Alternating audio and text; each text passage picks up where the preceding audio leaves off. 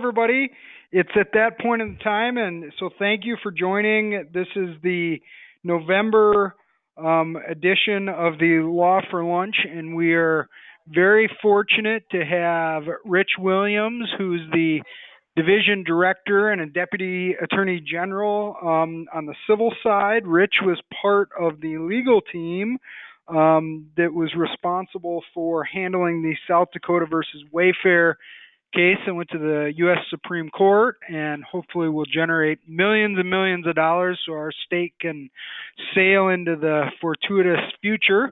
So he's here to present on that. And before we jump in, those who have not experienced our Law for Lunch program before, the general format is I'm going to turn it over to Rich. He's going to have half an hour, 45 minutes or so, depending on the circumstances of his comments.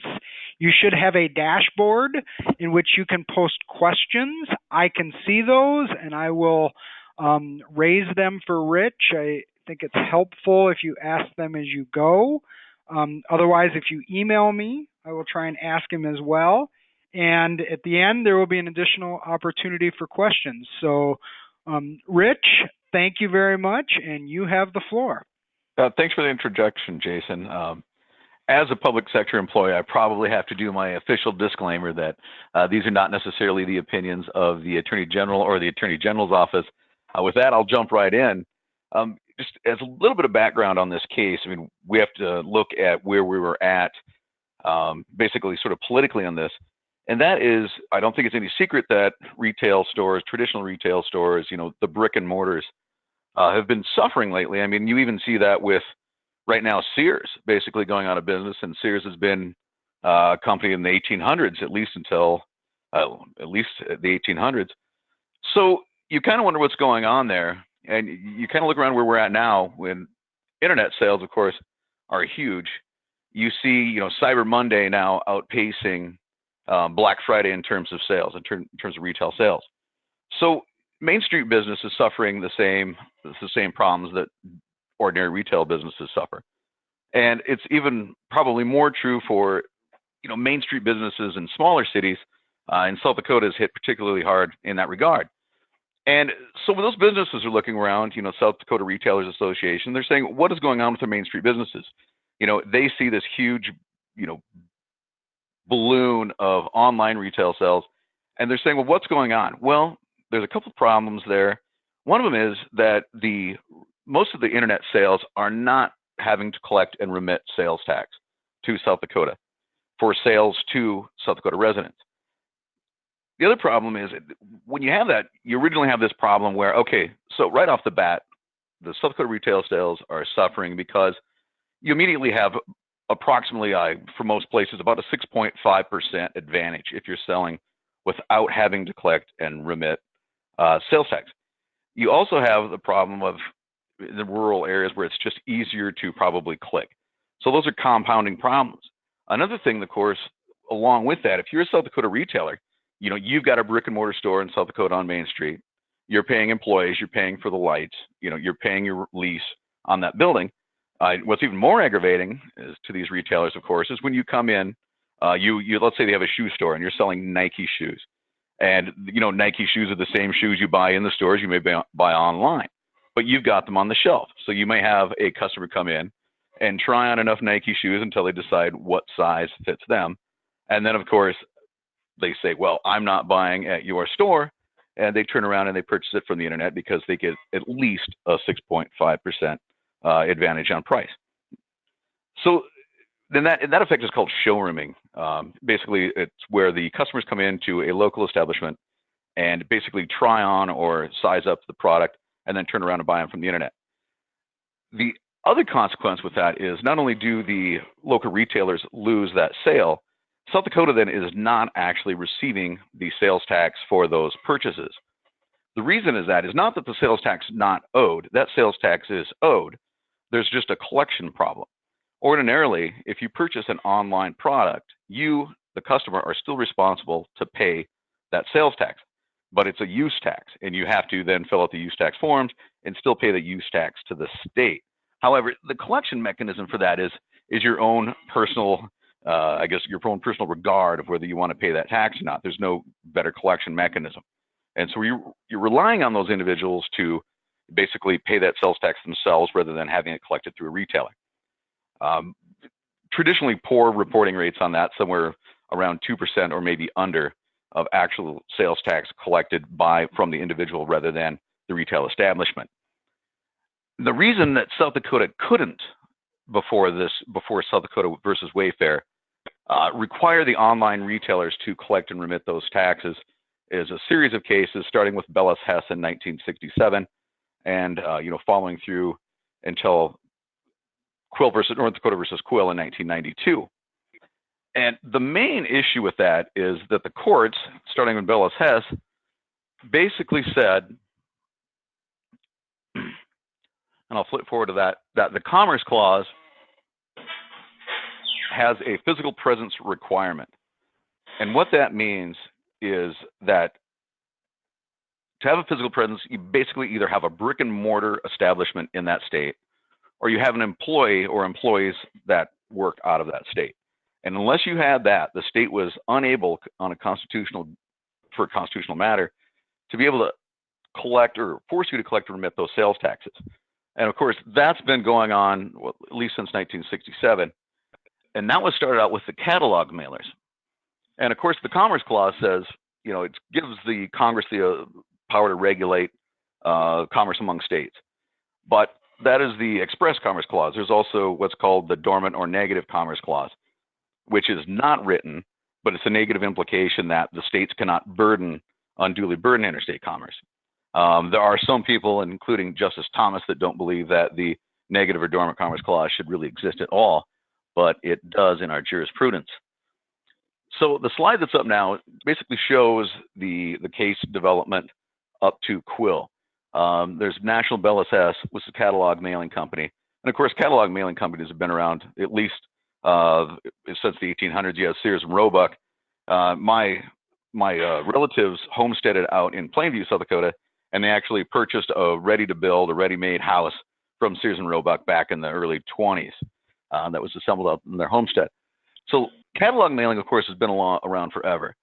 And when they looked at that back then in 67, they said, well, there's a virtual welter of complicated obligations to the local jurisdiction. So any state may have any number of taxing jurisdictions. So each city, municipality may have its own tax rate in addition to the state sales tax rate.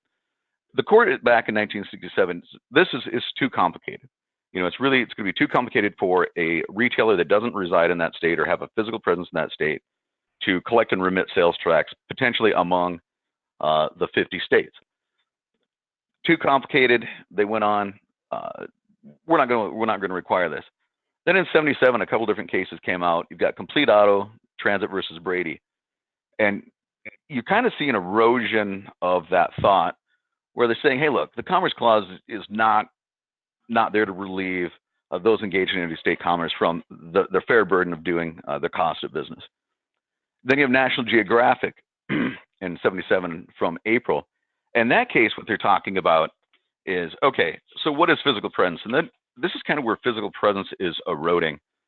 So we're saying, okay, at one point, it seems sort of reasonable to say, okay, if you have a store in a state, you obviously have to comply with that state sales tax.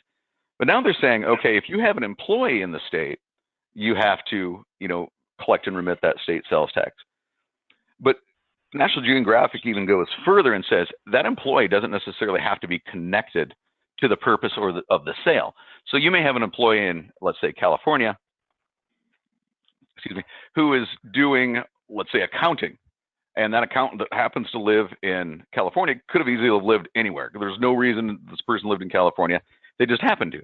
But the Supreme Court would say, because you had an employee in California, which happened in National Geographic, even if that employee's job duties are unrelated to the sale, you have to collect and remit in the entire state of California. And of course, California today is probably one of the most complicated taxing jurisdictions in the states. So that's sort of an erosion of the physical presence. And we go to Quill, and Quill looked at this. The state said, you know what? We are going to basically relitigate Bellis Hess from 67. Quill was another catalog mailers case. And they were looking at this and said, after Complete Auto National Geographic, and a few other cases that happened in the meantime. We're going to give this a shot. But basically, Quill was essentially the same case as Bellis Hess. Not really all that much had happened. I mean, you're talking about 1992, before the internet's really blown up. So when that went back to court, a couple different things happened there. Quill, the state actually won. They won at a couple different levels and sort of ended up, in a way, reversing, for at least the state purposes, the Supreme Court precedent in Bellis Hess. Now, the reason that's sort of interesting is by the time they got to the Supreme Court, I think the Supreme Court was a little bit peeved that, the state went ahead and basically ruled that Bellis Hess was, no longer the law of the land, because Bellis Hess was still the law of the land. So I think that's one thing that kind of set the court off. The other thing is that North Dakota, in their oral argument, said we are going to try to apply this collection requirement retroactively, which meant that not just from the day of the decision, or not since the day they passed the law, but who knows back when, an indeterminate number of sales in the past.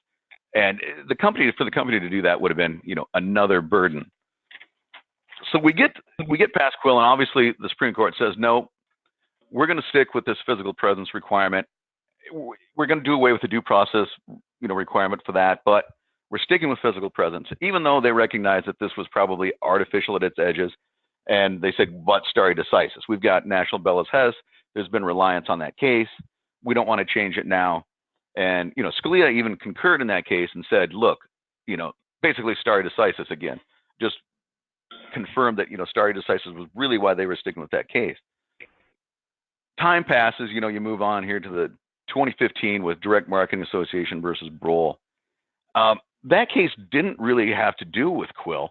It was just a corollary in that in Colorado, what they did was they came up with, I would call, at least as burdensome requirements, if not more burdensome than collection and remittance, was a reporting requirement to the state of Colorado. They had to report to the state when the item was sold. They had to do a quarterly report, and then they had to send out, I think, a yearly report back to the state again, all telling the state of South Dakota who purchased what product and what percentage of sales. So that went up to the Supreme Court. Justice Kennedy at the time took this as an opportunity in his concurrence to really write why are we trying, we're litigating around Quill. We ought to be addressing Quill directly. And at that point, he said, we've had a lot of change since Quill. Technology's expanded. And I think that we need an appropriate case to really re-examine what was going on in Quill. And then in 2016, that case went back down to the federal court in Colorado. Now, Justice Gorsuch was sitting on the court at that time. Of course, now he's a Supreme Court justice. And he wrote in his concurrence that he thought it was basically time for the presidential island of Quill, essentially to wash away. So after 2015, South Dakota really decided to take up that cause that Kennedy put forth in Direct DMA versus Brohl. And thereafter, in 2016, we'd had the legislation sort of already in the works and going on. And of course, Justice Gorsuch is saying, I think that stare decisis really shouldn't apply to this any longer. So that gave us more hope. What is going on at this point, of course, too, is that the retailers are realizing that, retail sales are suffering. The governor's realizing that we're not collecting the taxes. Essentially, when they looked at that, the state said we're probably losing an estimated $50 million in sales tax a year to online sale. So that was a big deal in South Dakota, not just because it's $50 million. I mean, that's quite a bit of money, but it's $50 million of general funds. And so that hurts even more because, a lot of times we have federal programs for which we get matching funds. You can get, for instance, like a 75%, 25-75, state pays 25%, federal government pays 75%. So when you're looking at the our overall budget, you can take $25 million in general funds and triple them and ended up that for our budget. So it's really hurting the state of South Dakota. Moving on then, we start this legislation, but let's think back to what was going on in the 20th century. We had 67, we had Bellis Hess. In 1969 was the moon landing. And then the first online sale, according to internet lore, was a sale between students at Stanford University and MIT that apparently were selling weed over the ARPANET. So that was theoretically maybe the first sale using sort of an online presence. In '73, Motorola produces the first handheld, and I call it ish, cell phone, because if you see the guy in the picture over there, and that thing is a brick. And then you got 1992, and you've got Quill, and then of course you got probably the recognized first online sale of anything was probably there in 1994, a sale between a guy named Cohn, and he sold a Sting's album, The 10 Summoner's Tale, to a friend in Philadelphia. So that was probably the first online sale, and that occurred, of course, after Quill. So things have really gone crazy, obviously since Quill. And who could have predicted, of course, the effect that the internet would have on the economy? And it certainly wasn't the Nobel Prize-winning economist Paul Krugman, who in 1998 stated, by 2005 or so, it would become clear that the internet's effect on economy is no greater than the fax machines. Well, that seems laughable today. I think most people probably don't even use a fax machine anymore. And of course, the internet's effect on the economy has been far, far more important than that. Justice Fortas may have, though, because in 1967, he dissented in Bellis Hess. And even in '67, he wrote, the courts vastly underestimates the skill of contemporary man and his machine. Now, if you look at the skill of contemporary man and his machines in '67 and you look at what we've got now, it's vastly superior. And that goes sort of back to the moon landing in '69. There's been estimates that the computing power of an iPhone are something like 120 million times that of the Apollo 11. So if you're looking at what Fortas says in '69, that can be computed then, we clearly have the power to compute sales tax for a number of jurisdictions today. So you move on. How did this happen? Of course, South Dakota retailers and the governor's office and a number of legislators, including Senator Deb Peters, worked on passing legislation that ended up being Senate Bill 106. It was written deliberately to challenge Quill and Bellis Hess. An online retailer without a physical presence in the state would be obligated to collect and remit sales tax if they had sales of over $100,000 or had over 200 separate transactions within a year. It also created a mechanism for a declaratory judgment action in state court.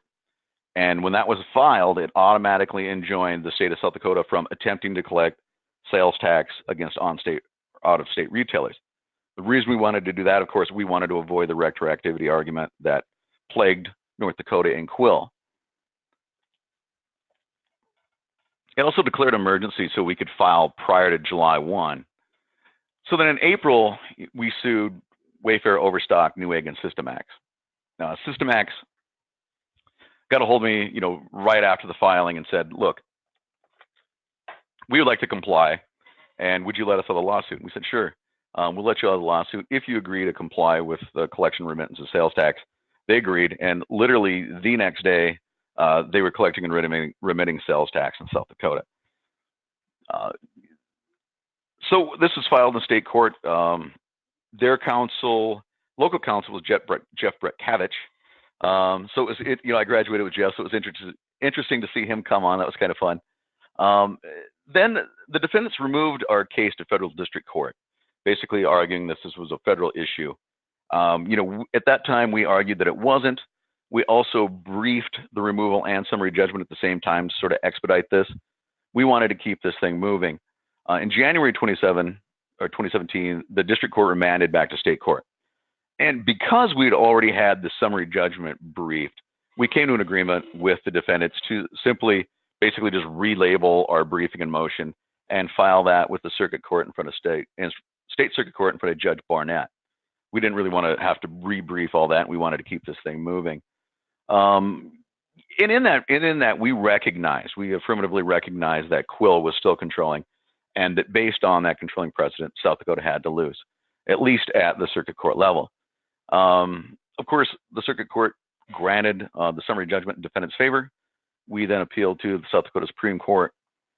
Marty Checkley got involved and actually argued that before the court on August 2017. The court issued its opinion really, really quickly thereafter. We asked in oral argument if they could please expedite this for us, because we were trying to get in to the Supreme Court prior to the end of January. We wanted our case to be heard in probably April or of the next year of 2018. The Supreme Court was forthcoming with that. It gave us their opinion in August. They said, however persuasive the state's arguments on the merits of this issue, Quill's not been overruled. It's still the law of the land. We had 90 days to file our petition for cert. Again, we were trying to move this thing along to get this done. And instead of taking our 90 days, we filed in October of 2018.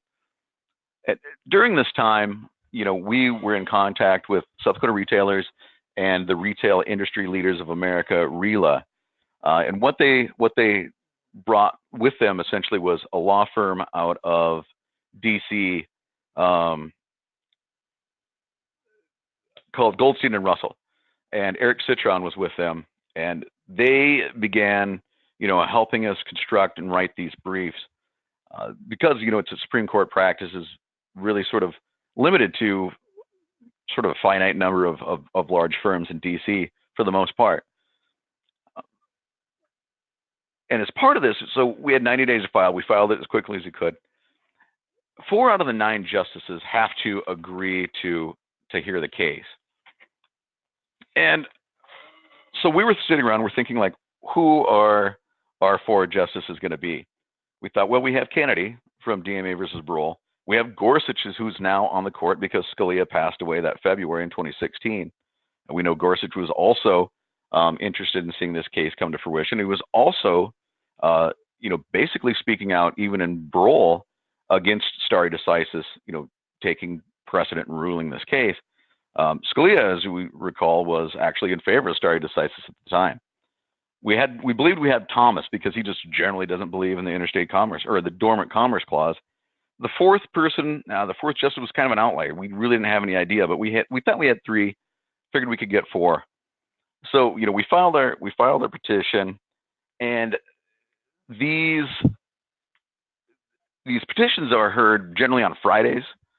And so it's coming around we realized that Wayfair is first going to be heard in conference on January 5th. And of course, I'm sitting at a bar commissioners meeting here in Pierre while this is going on, and I keep continually refreshing the webpage where the orders for the day have come out. Finally, about 3 o'clock, I see an order come out. It has nothing to do with our case, and I can't even remember what the order was. Needless to say, I was a little bit bummed out. But because many of the grants for cert come out on a Friday, and you'll get a long list of denials on that following Monday. It's a little bummed out, so I kind of went back and looked at what had been happening lately. What I find out, of course, is that many of the recent grants of cert had been going to 2 conferences. So I wasn't bummed out yet. Monday came around.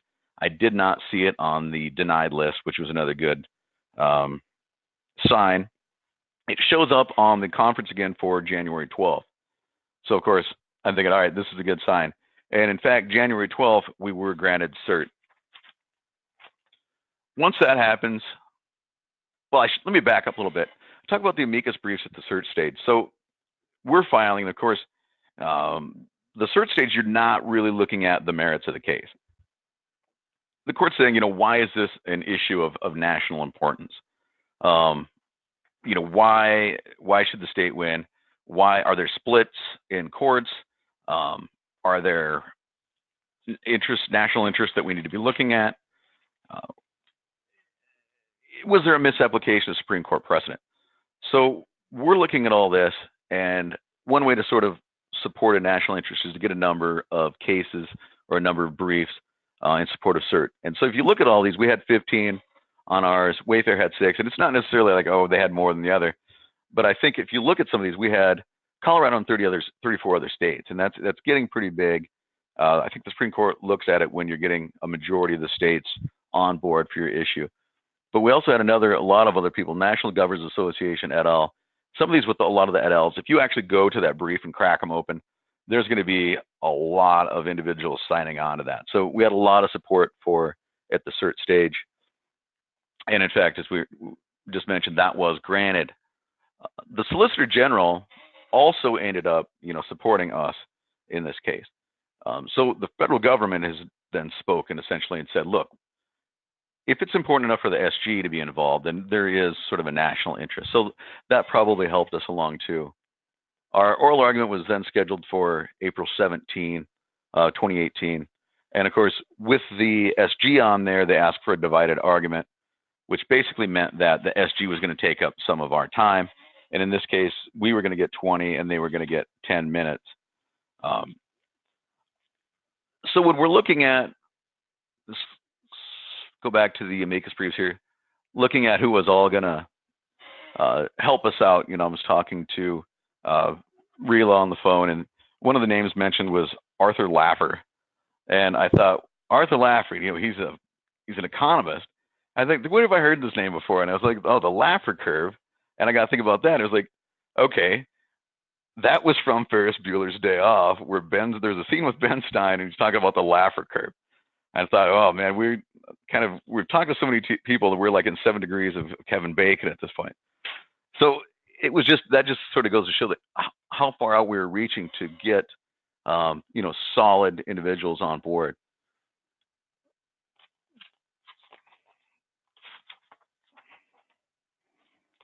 So once we were granted cert, then we go, we're moving on to the merit stage. At this point, we're kind of getting the nuts and bolts of our argument. Of course, wanted to show great support for our case. At this point, also Wayfair really kicks it in, gets a number of amicus briefs. Also, again, we have Colorado and 40 other states on there. The individual that was really running point on that was Grant Sullivan with the AG's office there. And of course, the SG's office is on there, providing, their input too. But Grant Sullivan, they ended up with 40 states actually 41 states, including Colorado, then 2 territories in the District of Columbia. And the thing about, I think Grant's efforts were pretty astounding in this area, because you write an amicus brief and then you pass it around among all these states and all the AGs, and it goes through all the front offices. And, the brief that you write may not exactly be the brief that comes out, because you have to write this for 41 AGs to agree with. So if it's written in a way that they want to change it, you probably change it, because I think the most important thing when you get this many states on there is not always the very specific content, but just that you have this much state support and territorial support. So that was his job, to sort of coordinate all that, and I think he did a great job. It's even commented on in the opinion written by the Supreme Court. We also have down there, not supporting either party, a National Association of Certified Service Providers. These guys are the ones that actually program this type of software that reaches out, determines what's being sold, and determines the sales tax rate for that, for reporting to the states. So it was helpful to have them on there. So we come to the argument on April 17th. And I should back up a little bit. Before this, there are a number of moot courts that go on. We had, for instance, we had a local moot courts here in Pierre, where Eric Citron from Goldstein and Russell came out. Oh, and I should also mention that Goldstein and Russell, if you've ever heard of it, does the SCOTUS blog. So if you're bored later today and want to go out and check it out, it's probably one of the best blogs that covers Supreme Court's decisions, and it does a pretty good analysis too. We also had Adam Unikowski come out to South Dakota, and you should check this guy out too when you get a chance. He's from Jenner and Block. I call him a young man, but he looks like a young man. But he's won 7 U.S. Supreme Court cases since 2016. And in fact, he argued 3 of those cases within 28 days of each other. So this guy is an extraordinary guy. They came out to South Dakota to do more moots with Marty Jackley. So we did a number of different moots here, including individuals from our office, which was also helpful. And if you know what our office, our appellate division does a number of appeals every year, and we always have moot courts. We also did moot courts out in D.C. The first one we did was probably back in the end of March, and that was with former solicitors generals. And included in that group was Seth Waxman and Don Verrilli. And these guys, obviously being former solicitors generals, really knew their stuff and were extremely hard on us at that moot. Probably a little bit more than we expected, because the day before is when we got Wayfair's brief. So we hadn't really had time to digest Wayfair's arguments prior to going into that first moot court. And we hadn't, of course, written our reply because we hadn't even received their brief until the day before. The problem with a little bit of this is going on is that we've got a very abbreviated time schedule. The Supreme Court set our argument on April 17th. We are still in the middle of filing briefs. So we have to prepare for the arguments, do our moots before our briefing is even entirely done. And I'll talk about it in a minute, but there's some pitfalls of this, but there's also a benefit. So we walk in there to the DC moot court, and then of course Seth Waxman sitting there, and Don Verrilli. And just 2 days ago, I was watching Making a Murderer, the second part that's out on Netflix right now, and Seth Waxman is on there, and he is trying to overturn Brendan Dacey's confession. I was like, well, there's Seth Waxman, of course. We ran into him earlier. Now I really expect Kevin Bacon to make an appearance, but he doesn't. We also did then a Georgetown Law moot court, which is also a pretty prominent moot court process.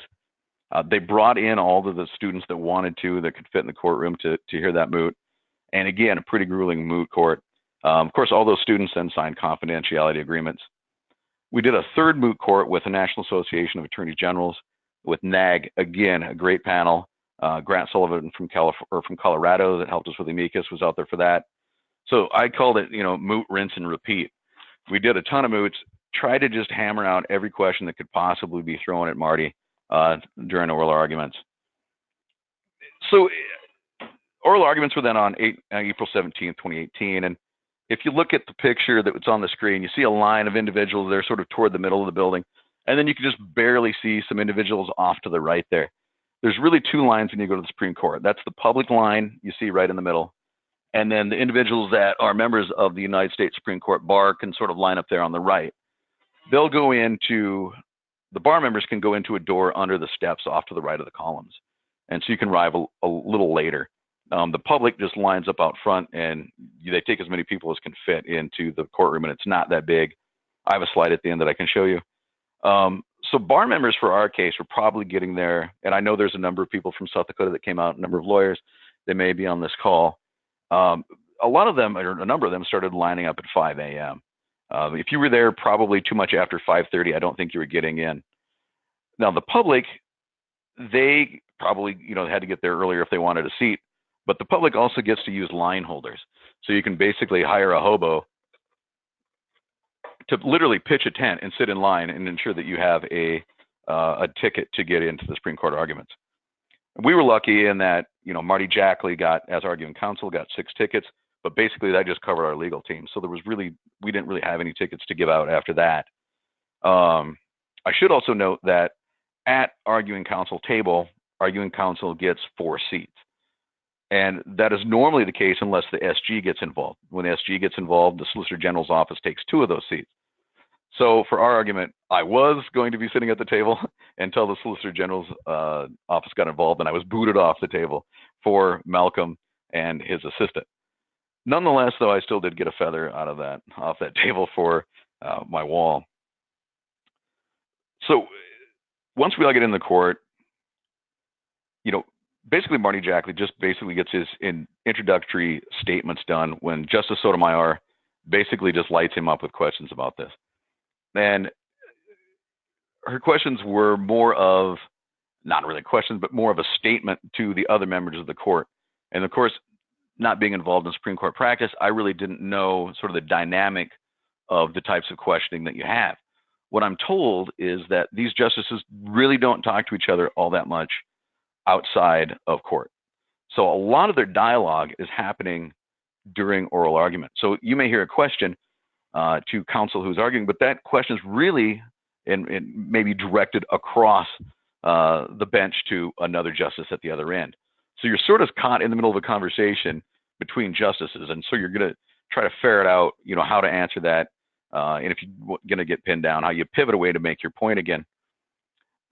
And that's going along. I should also mention that apparently Justice Sotomayor broke her shoulder the morning before our argument.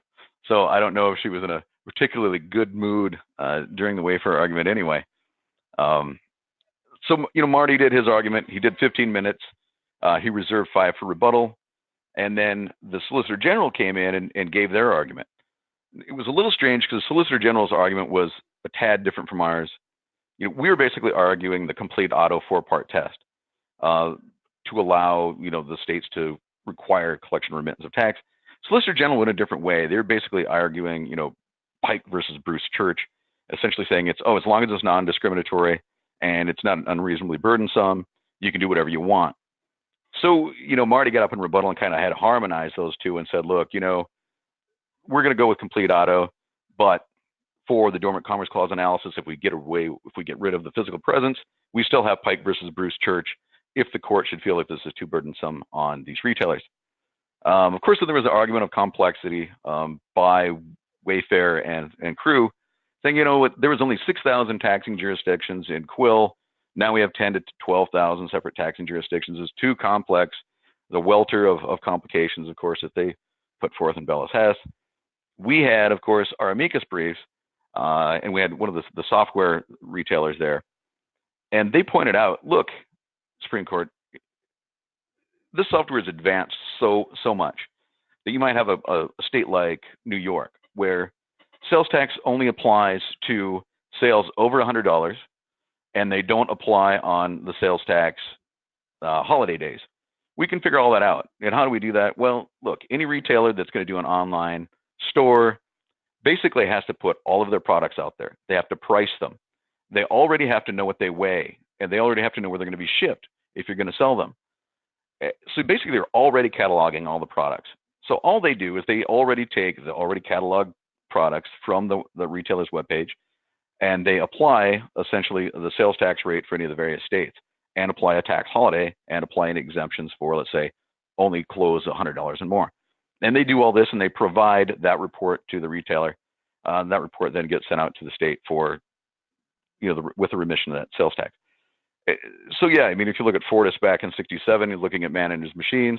Man and his machines in 2017 are vastly, vastly different and more complex. Realistically, though, what we were really facing here, I think the court and everybody kind of saw past the technicality or the technical aspects of this, and we were really sort of fighting about stare decisis at this point because, Quill wasn't really that much different from Bellis Hess. Even in Quill, they said stare decisis. We've moved on. But really with the technological advances, stare decisis really shouldn't be that big of an issue. However, at the same time, I'm kind of getting ahead of myself here. Let me go back to this argument too. I just wanted to say something about the actual argument itself. So Justice Thomas hasn't said anything. He's only asked one question in like 12 years as to today's date. And he's sitting right next to Justice Breyer. And, Thomas is kicked back in his seat. If you've ever watched an argument, he'll kick back in his seat and kind of just look out at the ceiling, and he's contemplating these arguments. Hasn't spoken. At one point he kind of leans forward. Breyer's elbowing him, kind of ribbing him a little bit over there in the seats. And I thought for sure Justice Thomas was going to make a comment at one point. He leaned forward, and then he thought better of it looked like, and he kind of leaned back. So I think we just almost had a Justice Thomas comment, but we didn't, or a question. A friend that came out of sort of nowhere, I think, was Justice Ginsburg. She threw out some questions there that were really unexpectedly seemed to be taking the state side. So when we walked out of that argument, we thought, well, that's interesting. We have Justice Ginsburg too. The problem we had, though, with this, I think, ultimately was, of course, getting over stare decisis. And part of the issue we had with that is at the same time that the Supreme Court was considering our case, they were considering another important stare decisis case, and that was the Janice or Janice versus AFSCME, which dealt with non-union workers. And of course, that case ultimately comes out and says non-union workers cannot be forced to pay the fees for public sector unions. And what that meant was if you were a non-union member and you worked at a public sector, they could not, charge you the fee that they'd been able to do before. And before, that was a case called a bood. In a bood, they said, look, we can't have these free riders sort of latching onto these unions, not paying the dues and getting the benefits of our bargaining authority. And the reason that this is important, of course, is because the sort of the more liberal side of the bench is looking to keep, a boot. They wanted to say, okay, a boot's still good law.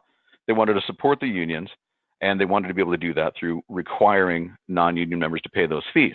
So they're relying on stare decisis to keep a case. Our case, we're saying we don't like stare decisis. And so where ordinarily we think that the more liberal members of the court would be in favor of, being able to collect a state for the state's purposes and help the public, we're not seeing as much support here because stare decisis is getting in our way. And what you see, I think what's kind of interesting is when Janus was decided in June 27th, 2017, Justice Ginsburg and Roberts switched positions on this case. So Janus eventually came out and said, we're overruling stare decisis too, but Justice Ginsburg switched the position on stare decisis and went with the state in Wayfair and, against I guess the non-union employees in Janus. So that was another issue that we had with going on with stare decisis. So what really happened then is that decision came out in Wayfair on June 21, basically just did away with the physical presence rule. And that's what we were really going for in the first place. It said that, the Commerce Clause was not intended to put a business at a disadvantage. And, it was supposed to be so that you didn't discriminate against out-of-state interest. But what was happening here with the physical presence rule in Quill Bellis Hess was that it was discriminating against doing business in the state, which is exactly the opposite of what the Commerce Clause was intended to sort of remedy. You actually had situations where large companies would intentionally not build a brick and mortar in the state or not send an employee because they didn't want to pay, the sales taxes or collect and remit the sales taxes in those states. And it was worse, of course, disproportionately worse for the smaller states like South Dakota, because you didn't need, a business. You didn't necessarily need a business in South Dakota. You didn't necessarily need an employee in South Dakota. But where they were at, of course, was in California. They're in New York. They're in Texas. All the larger states, they're having to pay or to collect and remit the sales tax. Whereas smaller states, South Dakota, Iowa, and Nebraska, don't have the same benefits not always the same benefits that can be afforded these companies in California. So disproportionately hurting smaller states. And it was becoming unworkable because you had, I would say, the physical presence requirement. You have to have a person. If you have a person in a state, regardless of whether or not that person's related to the sale, you have to collect and remit. But it gets really stretched. You're thinking about how far can this go? If I have, I've got a contract employee sitting in South Dakota that is programming a portion of my web page, and yet my company is headquartered in Texas. Is that enough? Is that physical presence? Maybe, maybe not. Maybe under national grade geographic it is. The other thing states were looking at is there were 20-some states looking at physical presence or click-through presence. So let's say that you had a cookie that was downloaded on your computer in your state. Is that physical presence enough for the company to be required to collect and remit? What if you had, let's say that you've got the Rapid City Journal, and that is a local web page, and you have an ad for Wayfair on the Rapid City Journal, and then you click the Wayfair ad on the Rapid City Journal's page. That would be a click-through nexus then in some states' mind to require the collection of remittance and sales tax. So all said, with technology, with the blurred line and the washing away of the physical presence island, we ended up winning that decision. And of course, we ended up with Kennedy, Thomas, Ginsburg, Alito, and Gorsuch. And Kennedy retired really shortly after this opinion. In fact, there were rumors of him retiring in June, the previous June, before our oral argument. We were concerned about that. We certainly wanted Kennedy to be on the case after his concurrence in DMA versus Brohl. So we got stare decisis out of the way. We killed Quill. And the court wrote in like Section 5 of that opinion, we're killing the physical presence rule, but we still had they kind of worked in the Pike versus Bruce Church argument that the Solicitor General's office put forth. So now we're not, you see that we are using the complete auto test for the physical presence rule. The court said South Dakota clearly meets the nexus under that. So we're all good there. But the Dormant Commerce Clause is still going to live on in some manner in these cases. if there's still undue burdens, if there's still a discriminatory intent, it's probably not going to pass muster under the Constitution. But what they said about South Dakota's is that we had a few things in there that were sort of a positive for ours being held up under an examination under the Dormant Commerce Clause. Of course, we had the small seller exception that we talked about earlier. We weren't doing retroactive application. We took every effort we could to make sure that that wasn't the case. And we're also a member of the Streamlined Sales Tax and Use Agreement. And that is a compilation of probably 23 states right now and one associate state. And what they do is they really streamline the way that the sales tax is identified and collected. So South Dakota is a member of that. And if you come to South Dakota as an online retailer, you can sign up with Streamlined Sales Tax. All of that service is free. Your software is free. You send one report to the state. That's it. You don't send multiple reports to multiple jurisdictions within the state. So we have one reporting entity in the state. If you're audited, that streamline entity is audited to make sure that their books are right. As long as the retailer submitted correct information to Streamline, you're not on the hook for that. And it also sets down a list of the way different products will be taxed. So the court said, look, we also like that. We think that's a great deal. That's going to alleviate these burdens. So they gave us a nod, although they didn't rule specifically on that issue. They certainly gave us a nod as to our statute passing muster under the, another Dormant Commerce Clause analysis. So here you go. Let me ask, hold on a second. We got a question before we get back to things on the backside. So sure. I think it's the right time as you're discussing what the court ruled. The question is, in March, the tribe submitted an amicus brief. Did the court ultimately address the concerns raised in that brief? And if so, is the state able to track transactions to satisfy those concerns? So that's the question is, do you know what the brief was, Rich? I did see the brief, essentially just calling out for, continued tribal awareness in that area.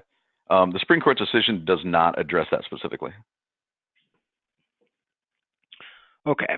Thank you. Now I'll let you get back to your slide. You're welcome. So the case was reversed and remanded, and it went back to the South Dakota Supreme Court. I filed a motion there to further remand that back to the circuit court for additional proceedings not inconsistent with Wayfair. That litigation is still pending, so I can't really say much more about that. But once this happened, we looked at, there was an injunction out there in place as to all retailers, not just the three named in our lawsuit. So the governor's office initiated a special session that was held. And during that special session, they addressed three different bills. One was an inauguration bill that really is not an issue here. And one was specifically dealing with this injunction. And the third one was dealing with marketplace sellers that we're not talking about today either. But the injunction one essentially lifted that injunction that was imposed statewide to all other internet retailers but the three defendants. And the reason, of course, that we did not want to lift that injunction as the three defendants is that injunction was arguably entered by Judge Barnett. And of course, to keep our separation of powers, we did not want the legislature interfering with the judicially imposed injunction.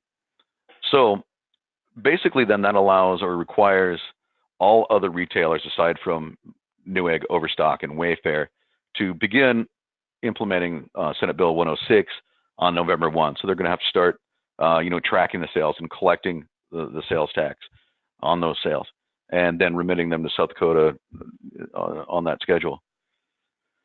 Since then, I think on 10/23/18, I looked, that Wayfair case has been cited 213 times in various publications. A lot of them are in cases, some law reviews, and other notes.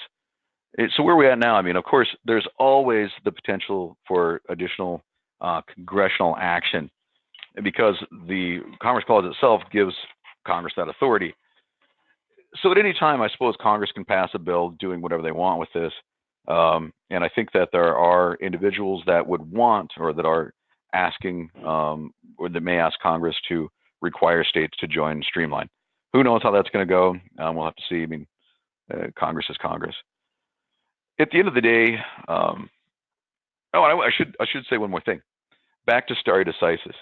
There is sort of a super stare decisis angle to this, and that is stare decisis should be even more powerful when Congress has the power to fix the issue. And in this case, of course, they do, because under the Dormant Commerce Clause, Congress can step in and do whatever they want. So we also had to argue against that. Ultimately, the judges, and if you read the case, said, look, an argument was, this wasn't a problem created by Congress. This was an issue. This was a rule created by the courts. Therefore, it is you created the problem. Please fix the problem. And the court ultimately agreed with that and sort of got us out from underneath the super stare decisis. So, I mean, at the end of the day, do we save Main Street businesses? I don't know, but I think it puts the Main Street businesses on an even playing field, or more even playing field, with the online companies. And I think that goes a long way toward getting that done. And ultimately, if there are increased or online sales, the state will be able to collect those taxes. And so I think that goes a long way toward being a good outcome, regardless of what happens. So Jason, I guess I'd close with that, and unless there's other questions. Oh, there's a few questions. Rich, it says, how many hours in total did it take to brief the petition for cert, the reply petition for cert? How about the merit briefs? And what was the most difficult issue that was briefed? Boy, I cannot tell you. I can tell you this, that we were basically working on the briefs even before we filed the petition. So all of these briefs were being worked on even before we filed the petition for cert. And they were being worked on the entire time that we were doing moots, all the way up to the argument. So there was much time devoted to that through this whole process. Rich, I've got a question for you. After the decision and then the special session, is it correct that the small business exception, as you described it, the $100,000 or 200 individual transactions, has not been changed? I mean, that's still the initial threshold. Is that right? Correct. Right. That is still the safe harbor amount. Yeah. Okay. Are there any other questions for Rich?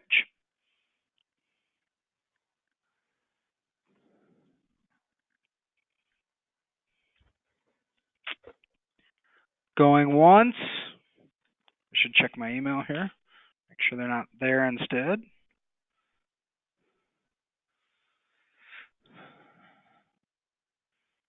Going twice. Oh, here we go.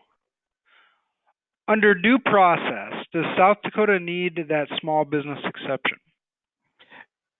I don't think so. I mean, and I don't know if Professor Barron will be happy that International Shoe and Burger King versus Rujevich is still alive and well. So as long as you intentionally direct your product into the state of South Dakota, I think due process is met.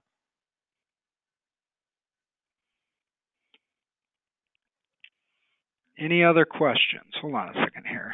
I'm trying to scroll through some. Everybody's saying you did a wonderful job, Rich, which I concur with. I'm trying to see if there are any other questions. Thank you.